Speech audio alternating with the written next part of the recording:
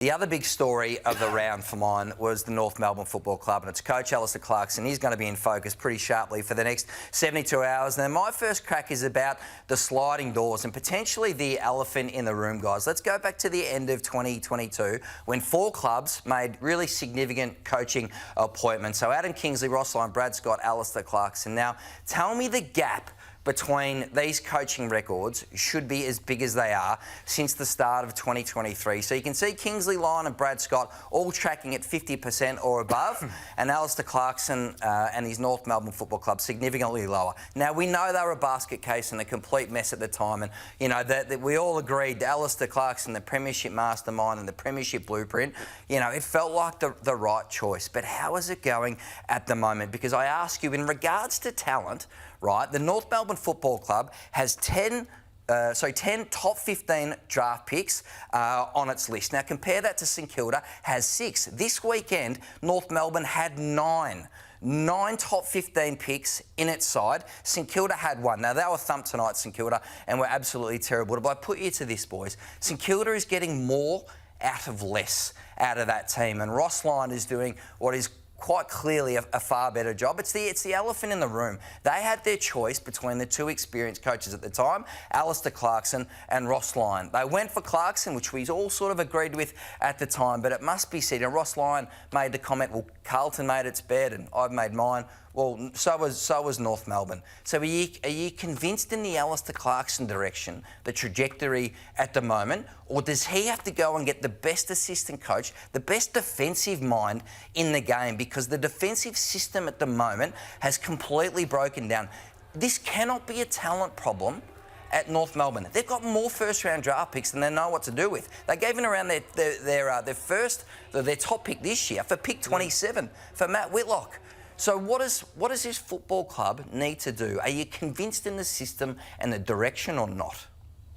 No, I'm not. And I think it's a fair question you pose, because there are a lot of people saying, would another coach be getting more out of this North Melbourne list? Or is it just that the list and the place is that broken that it doesn't matter whether you've got the greatest coach in the world, you're not going to get a better performance? And I think that's a fair question to raise when we haven't seen any improvement yet. So there are still massive concerns for me, and we'll talk again about it later about their system. So I don't think the talent's the issue. I think they've got talent. Yep. But when you look at their game, and I was there live on Friday, it's the system that's broken. Their team defence, their system around structure, around stoppage and what they're trying to do. So for me, that is a coaching issue. Now, no doubt the players have got to look in the mirror and they've got to address some issues as well. But I think it's a bigger picture in regards to what they are trying to achieve as a team. I'll say it again, he's not going to be sacked. Yeah. He's not going to be sacked. Look, and I don't think we're saying that, are we? Well, it's pretty pointed what you're putting on the graphic. Well, I think the fans, the North Melbourne fans who were chanting in the stands at Marvel Stadium in the last quarter, are fed up. 6 years of this stuff.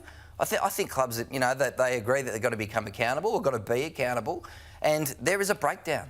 There is a breakdown in this message, in this system somewhere. So Sonia Hood and Jen Watt and Todd Viney and the crew, we'll get to that. The only way this shifts is if Alastair Clarkson walks in himself and says, you know what, this hasn't worked. And that won't happen. And I don't think that'll happen. Look, it may happen. Who knows? But I think the discussion about his tenure at the club is not until this time next year. Well, it needs to get busy, and maybe it needs more help. What about the assistant coach discussion? Can they do more to bolster the support around Clarko, to get the most, you know, the best defensive coaches, as Jay said, or some people to try and really embed a system that everyone can watch a North Melbourne game and go, we can see what they're trying to do. Now they've still got some teething problems.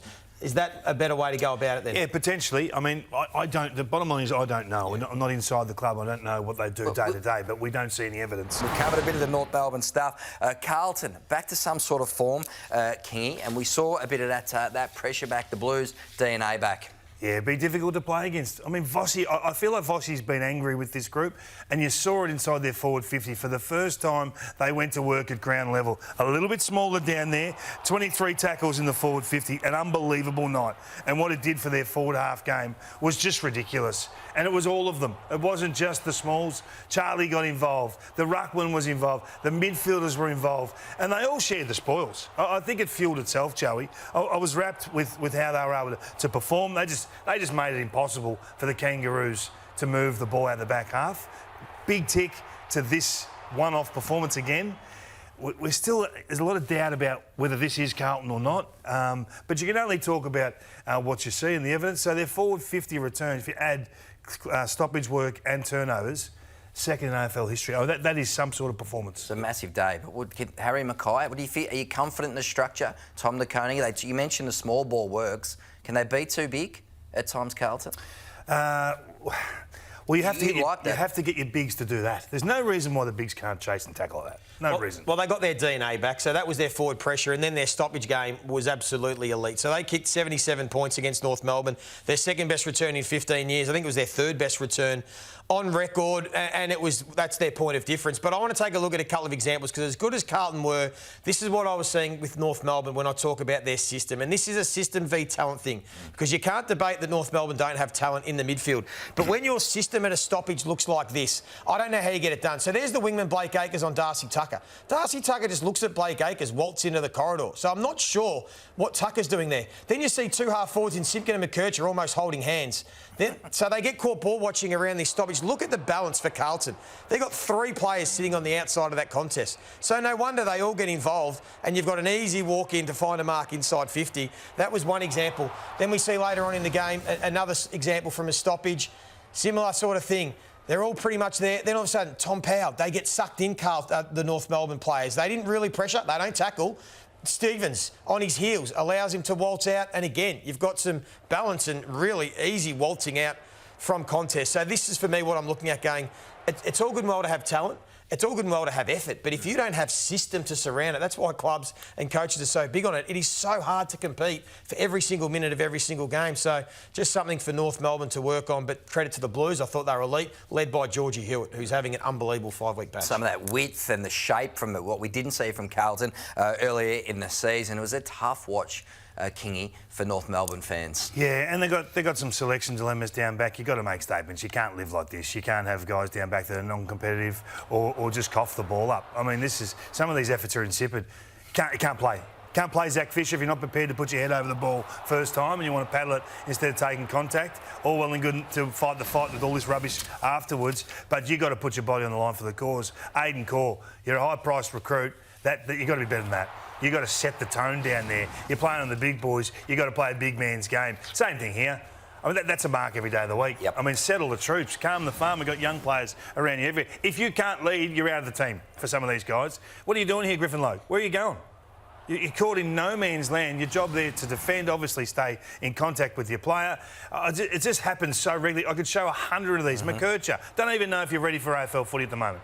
I think he nearly has to go back to VFL, get some form, come back. There's nothing wrong with developing at the next level down if they're not ready. Geelong have done it for years. These guys conceded a goal from every third entry inside the defensive 50. I understand some of that stoppage stuff and it was coming down pure, but they're just non-competitive down back. I'd rather die with kids that are learning the caper than senior players. And I'll throw Caleb Daniel in there as well. The way he plays is disrespectful to the back six. They've got some decisions to make, and I think it has to start at selection. Simon Goodwin was brave enough to do it and had the balls to drop some of those key forwards that have let them down. Does Alastair Clarkson have the same conviction to do that down back? Well, strong stuff from a two-time premiership player, David King. Enjoyed that analysis.